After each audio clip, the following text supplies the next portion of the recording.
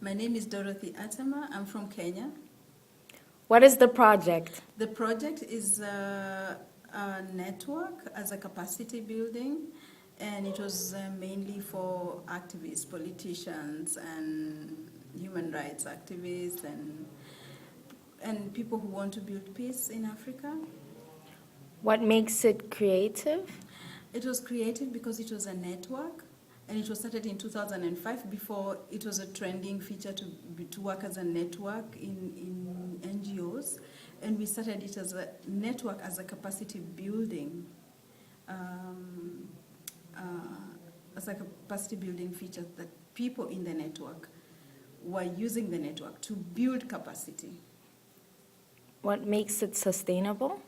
It was sustainable because it was started with 2 years funding from the Netherlands Foreign Ministry, and after 2 years they didn't get any more funding, and so they needed to find a way of sustaining themselves, and for that they really needed to own the network so that it was their network and they needed it to go on.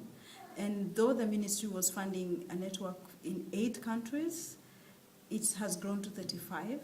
It is still going on. They still look for ways of sustaining themselves because they love it. It is their network now. What advice can you give? Yeah, the advice that from things that I learned in that project is that when you go out, the most important thing is to make the project owned by the beneficiaries, because they know the solutions. They know how to build the project according to their needs, and if it meets their needs, it will never run dry. It will even grow to, and the advice, another advice is that when you go there, you have something in your mind about the project, but when they really own it, they take it to another level which was never in your mind. So you also always have to be ready to let go. Okay. Yeah.